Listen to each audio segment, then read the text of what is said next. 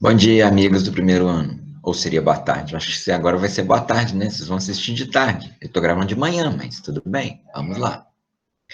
Muito bem. Estamos aqui para mais uma aula de Física 1. E aí, nessa aula nós vamos falar sobre um movimento que não é retilíneo, mas, né?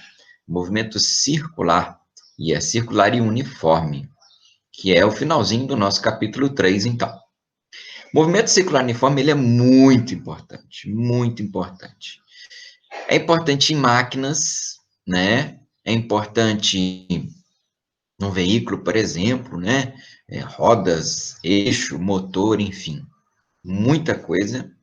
E é importante também no universo, né? Todo mundo sabe que a Terra gira em torno do Sol, todo mundo sabe que a Terra gira em torno de si mesma, a Lua gira em torno da Terra, os planetas giram em torno do Sol, e o que muita gente não sabe é que o nosso sistema solar, o nosso Sol também gira, né, ao redor da Via Láctea, e não é com pouca velocidade, não, né? A uma velocidade de cerca de 220 quilômetros por segundo, não é por hora, é por segundo, gastando 250 milhões de anos para dar uma volta em torno da Via Láctea, que é muito grande, né, gente? Uma vez que o Sol está a cerca de 24 mil anos-luz do centro da Via Láctea, que está aqui, né, o centro galáctico, ok? Então, dá para perceber que o movimento circular é muito importante, né? Reforça a atenção aí a galera da mecânica, porque para a mecânica é mais importante ainda, tá? Então, vamos lá. Bom, o movimento circular uniforme, como o nome diz, né, é uma partícula, então, que descreve uma circunferência, né, ou um arco de circunferência, pode ser só uma parte da circunferência, ok? E ele é uniforme, né? Falar que ele é uniforme é a mesma ideia que a gente viu lá atrás, é um movimento que a velocidade é constante, a velocidade não varia, ok? O valor da velocidade, o módulo da velocidade é sempre o mesmo, beleza? Bom, com isso, ele é um movimento periódico, né? Por que ele é periódico? É aquele movimento que se repete sempre, né? A cada volta, ele está se repetindo, né? Então, o movimento de repetição é o movimento de uma volta completa, beleza? Muito bem. E esse tempo gasto na repetição é o que a gente chama de período, simplesmente, ou período de revolução. Vou chamar aqui de Tsão, tá? T grande, T maiúsculo. No caso, então, é o tempo gasto para a partícula completar uma volta completa. Se a velocidade dela é constante, consequentemente, o período também é uma constante, tá? Então, se a gente pensa, por exemplo, nos ponteiros do relógio, né? A gente tem o ponteiro dos segundos. Ele demora 60 segundos para dar uma volta, ok? Ponteiro dos minutos. Ele demora 60 minutos para dar uma volta. E o ponteiro das horas demora 12 horas para dar uma volta, né? Porque o relógio só tem 12 divisões, né, galera? Muito bem. Outros períodos interessantes para a gente. É o período de rotação da Terra, que é aproximadamente 24 horas, né? O tempo que a Terra demora para dar uma volta em si, né? E o período de translação da Terra, que é 365,25 dias, né? Que é um ano. Né? E aqui nessa figura mostra também alguns períodos de translação dos outros planetas, né? Saturno, 30 anos, Netuno, 165 anos, né? E até o intruso aqui, que é o Plutão, que não é planeta, né? Um planeta não, que demora 248 anos, né? Aproximadamente, tá, gente? Então, são os períodos de translação dos planetas ao redor do Sol. Notem que a órbita não necessariamente é circular, tá? Depois a gente vai ver que elas são elípticas, mas enfim. Também existe, então, os períodos de rotação e de translação também. Todos eles. Muito bem. O fenômeno que é periódico, ele tem período, ele ocorre com uma determinada frequência, F. O que é a frequência?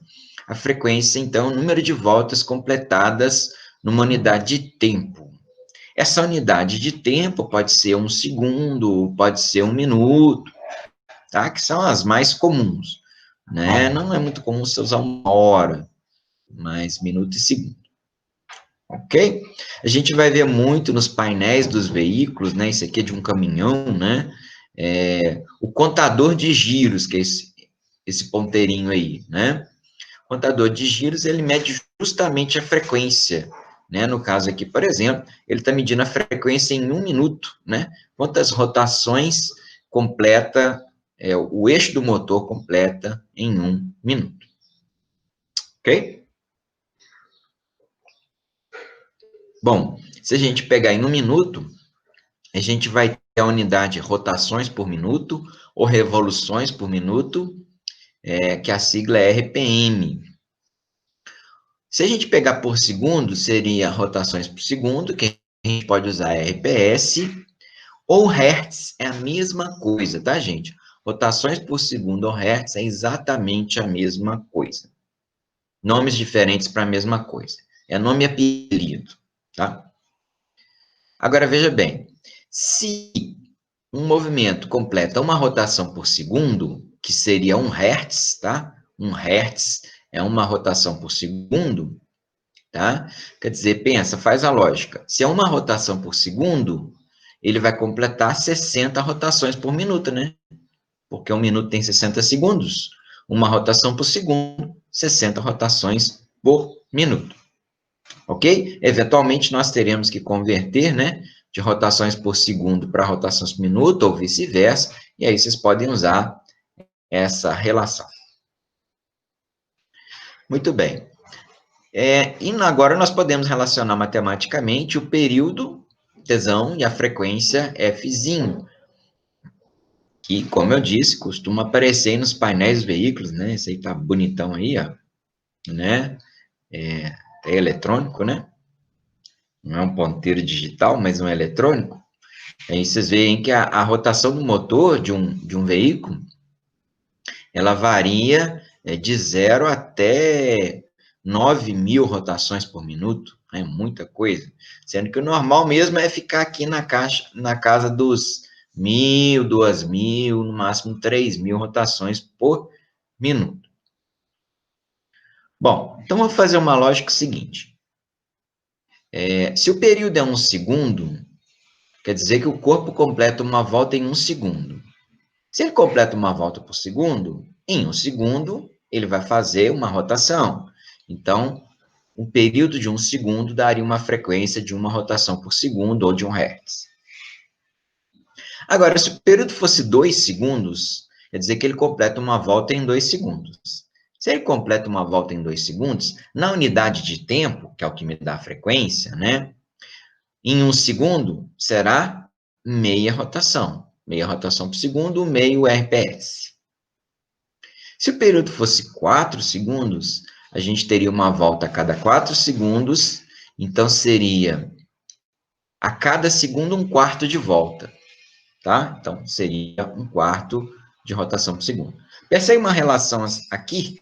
Quando aqui é 2, aqui é 1 sobre 2. Quando o período é 2, a frequência é 1 sobre 2. Quando o período é 4, a frequência é 1 sobre 4. Percebe a relação?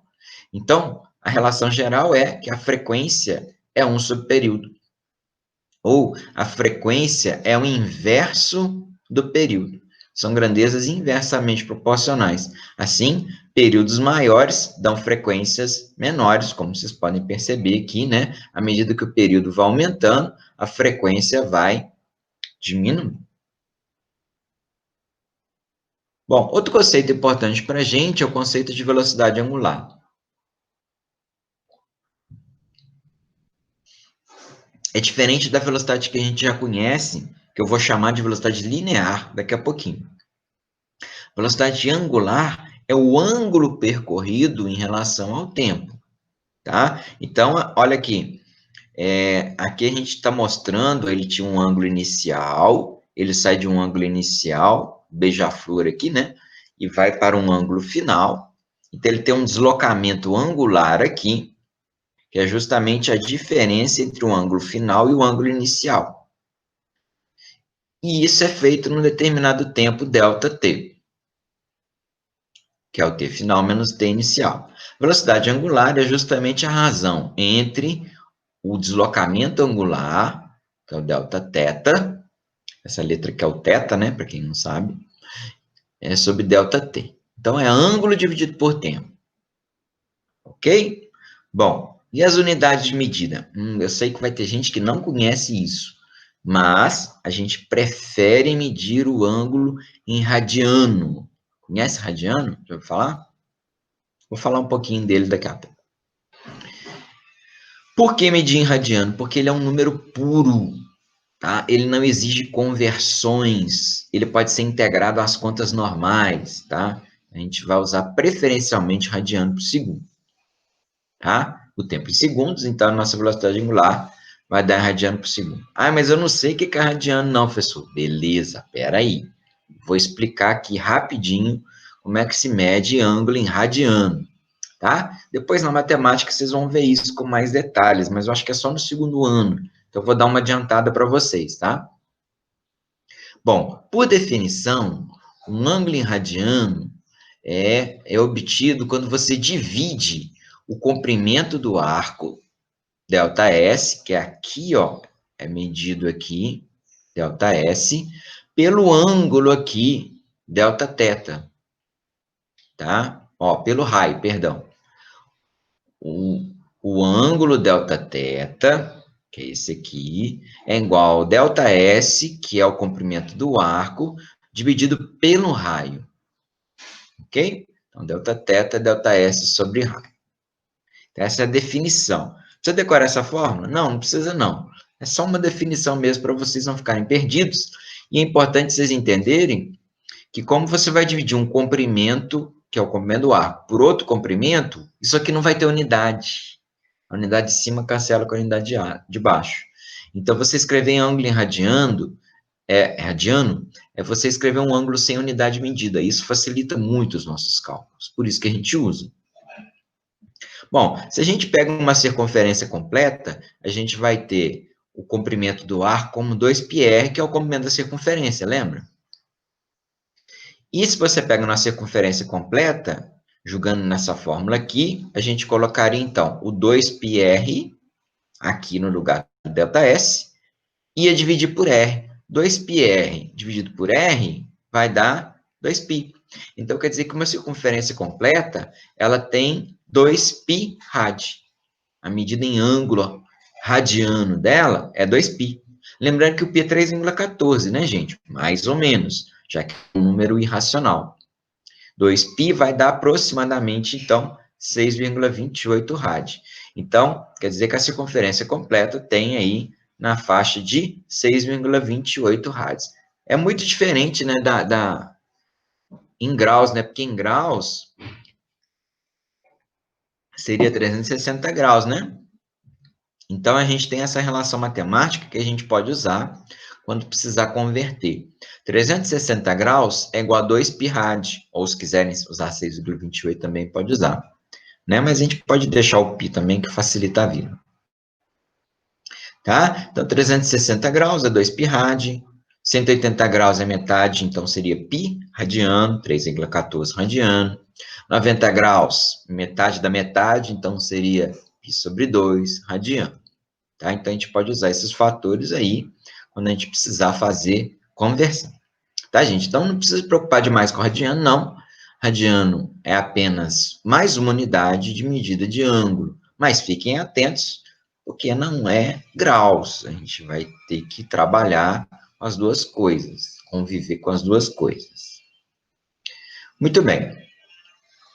Agora, nós vamos relacionar as três grandezas que nós acabamos de ver. Velocidade angular, período e a frequência. Em uma volta completa, a gente tem um deslocamento angular de 2π, né? 2π rad, ok? Repara que eu nem preciso escrever rad. Rad é só uma referência, tá? Não é obrigatório escrever. E o intervalo de tempo gasto numa volta completa, a gente chamou de período, né? Então, se eu jogar naquela definição de velocidade angular, que é o deslocamento angular pelo tempo, no lugar do deslocamento angular vai 2π. e no lugar do tempo vai o período. E aí a gente tem uma outra fórmula, que seria a velocidade angular igual a 2π sobre o período. Ok? Mas a frequência é inversa do período, lembra?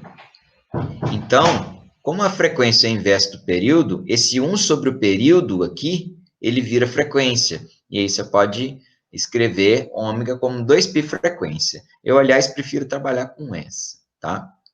Agora, o detalhe importante, tá? Essas fórmulas todas usam 2π, e esse 2π vem de 2π rádio, ok? Então, essas fórmulas só funcionam se você usar o ângulo medido em radiano, tá? Não pode usar ângulo em graus aqui, beleza? E aí, então, vamos falar da velocidade linear. Velocidade linear é a velocidade convencional, que a gente já conhece, que é a relação entre distância e tempo.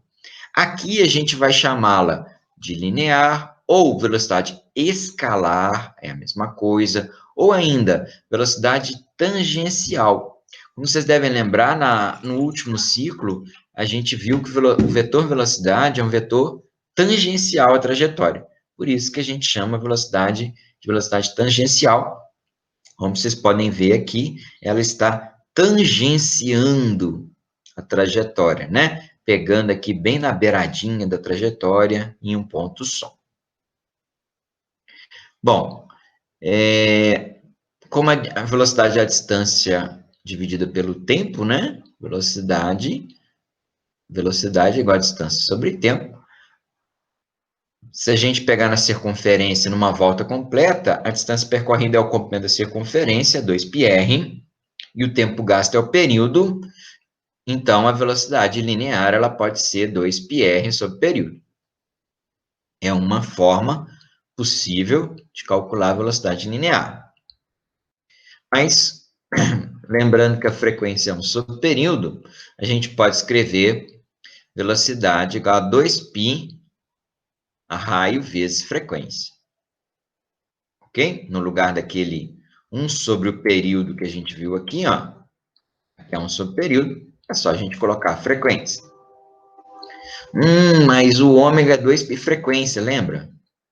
Então, você pode pegar o 2π frequência e substituir por ômega. Fica uma formulinha mais miudinha, né? V igual a ômega raio. Ok?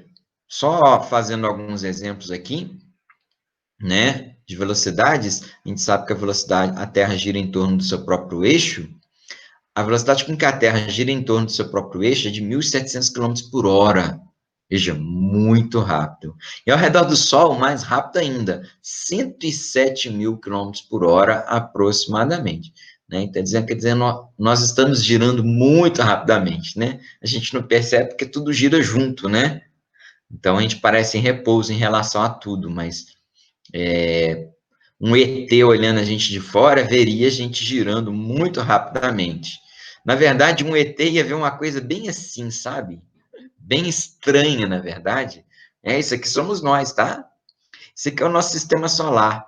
Lembra que eu falei com vocês que o Sol gira ao redor da Via Láctea, a velocidade muito grande? Pois é, essa velocidade é cerca de 800.000 km por hora. Enquanto ele gira, os planetas giram ao redor dele.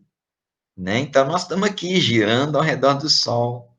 A gente tem 3 movimentos de rotação, né? Nós temos movimento de rotação em torno do eixo, a gente tem um movimento de rotação em torno do Sol, e nós temos movimento de rotação junto com o Sol ao redor da Via Láctea, né? É muita rotação, né? Eu falei que a rotação é importante, o movimento circular é importante. Muito bacana essa animaçãozinha aí, né? Muito bem. Bom, e o movimento circular uniforme, ele tem aceleração centrípeta. Aí você vai falar assim, mas não é uniforme? Como é que tem aceleração? Ah, quem lembra da última aula que a gente falou sobre aceleração centrípeta, vai saber.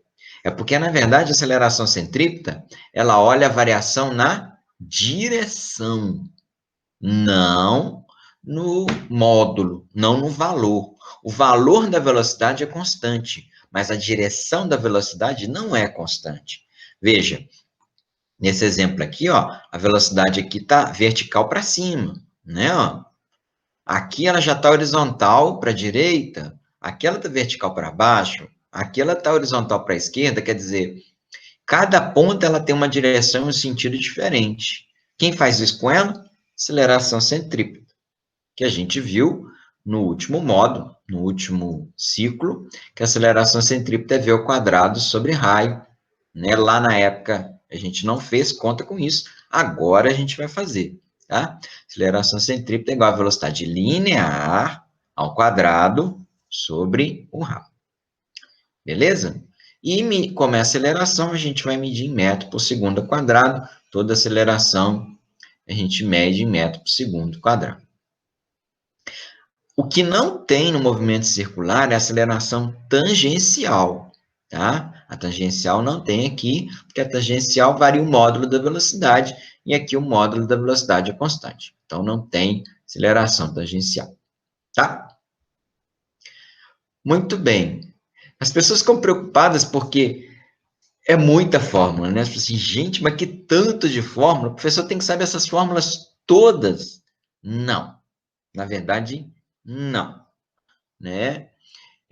A gente pode escolher algumas para a gente trabalhar, porque, basicamente, uma pode ser escrito de forma diferente da outra, mas, no fundo, a essência é a mesma, tá? Então, eu vou sugerir que vocês façam o que eu faço. Escolha as suas favoritas, tá? Quando a gente vai desenvolvendo os problemas, a gente vai percebendo quais que são mais úteis. E, como eu já fiz muito problema nessa minha vida, né? Eu vou mostrar para vocês as minhas favoritas, tá? Frequência inversa do período, tá? Essa não pode faltar. O ômega, a velocidade angular é 2π frequência. Velocidade linear é igual a angular vezes o raio. E a aceleração centrípeta é v ao quadrado sobre raio. Se você tiver essas 4 fórmulas, se você decorar essas 4 fórmulas, você faz qualquer problema, tá? Então, a minha sugestão é essa. Agora, se você quiser decorar outras 4, é só substituir uma dessa por uma daquela outra lá, tá? Qualquer uma que vocês viram que lá no ômega tinha um monte de fórmula, né? Lá no V tinha um monte de fórmula também. Então, vocês podem trocar essa daqui ou essa. Mas a primeira e a última não tem muito jeito como trocar não, tá, gente? Beleza? Faça a sua coletânea de favoritas. Muito bem. E o que a gente vai perceber na prática é que existem tantos movimentos circulares que muitas das vezes um depende do outro. Quem anda de bicicleta deve saber, deve perceber que você tem várias coroas, várias engrenagens aqui junto do pedal, costuma ter umas 3 pelo menos, em alguns casos até 4. E mais ainda, lá na roda tem um monte também, né? 6, 7, 8 lá na roda, porque são as marchas da bicicleta, né? As diferentes marchas relacionam diferentes engrenagens da frente, que são as coroas, com diferentes engrenagens atrás, que são as catracas. Para transmitir o movimento de uma para outra, a gente usa uma corrente, né? Que faz, então, essa transmissão. Isso é muito comum em máquinas e muito importante também. Vamos discutir um pouquinho disso. Então, aqui está um detalhe lá da roda da bicicleta, né? Que tem aqui 1, 2, 3, 4, 5, 6 engrenagens, que a gente chama de catracas, né? No caso, esse primeiro tipo aqui, acoplamento pelo centro, quer dizer que todos os movimentos circulares têm o mesmo eixo, têm o mesmo centro, tá? Eles estão unidos pelo centro, tá? Consequentemente, gira todo mundo em torno do mesmo eixo. Vão girar juntas, consequentemente, tá? Não tem como uma girar mais rápido do que a outra que não, tá? Elas vão completar uma volta juntas, tá? Todas elas completam a volta no mesmo período. Então, elas têm um período em comum. O período de todas aqui é igual. completam a volta juntas. E se o período é o mesmo, a frequência é o inverso do período, então a frequência também é a mesma, tá? Então, a frequência de rotação de qualquer ponto em cima dessa roda aqui é o mesmo de qualquer ponto aqui, tá? Porque elas têm o mesmo eixo, né? Elas estão ligadas pelo mesmo eixo central ali. Consequentemente, a velocidade angular também é a mesma, né? Porque o mesmo ângulo que essa aqui percorre, a de lá percorre também, já que os centros estão unidos. Agora, a gente sabe que V é igual a ômega vezes raio, né? Se o V é igual a ômega vezes raio, se a gente isolar o ômega, a gente vai ver que o ômega é igual a V dividido por raio, que é só passar o raio dividindo aqui, né? Ó, o raio está multiplicando o ômega e passa dividindo. O ômega é V sobre raio. Como o ômega 1 é igual ao ômega 2, V1 sobre raio 1, que é o ômega 1, é igual a V2 sobre raio 2, que é o ômega 2. Ok? Isso mostra para a gente o quê? Que quem tiver um raio maior vai ter uma velocidade maior. Né? No caso aqui, a roda 1 tem um raio maior do que a roda 2. Então, um ponto periférico aqui, ó, aqui nesse ponto V1, esse ponto V1 vai ter uma velocidade linear maior do que o ponto 2 aqui, tá? Porque como eles completam a mesma a volta no mesmo tempo, né? Esse aqui vai ter uma distância maior para percorrer, porque o raio dele é maior. Então, o ponto aqui tem que ser mais rápido. Ok? A velocidade, no caso, é proporcional, velocidade linear é proporcional ao raio. Tá? Tipo, se aqui é 1 e aqui é 1 também, se aqui embaixo for 5, lá em cima tem que ser 5 para manter a proporção. Beleza?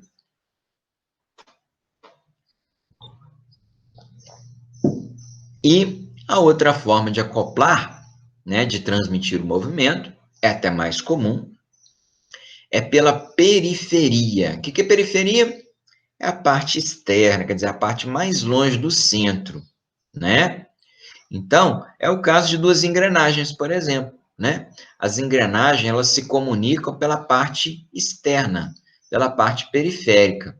Então, vocês vão perceber que cada engrenagem, ela tem um eixo de rotação diferente, ela gira em torno de um ponto diferente, elas não giram em torno do mesmo ponto, tá vendo? Então, elas se comunicam pela periferia, pela parte externa. Consequentemente, elas vão transmitir a velocidade da parte externa. A velocidade da parte externa é a velocidade linear, que é a velocidade tangencial, né? É o caso, então, das engrenagens, é o caso lá da bicicleta também, né? Que a gente tem lá a corrente transmitindo o movimento, né? Polias também, correntes, tudo que comunica a parte externa de um movimento com a outra parte externa do outro movimento. Certo? E aí, no caso, então, a velocidade linear é a mesma.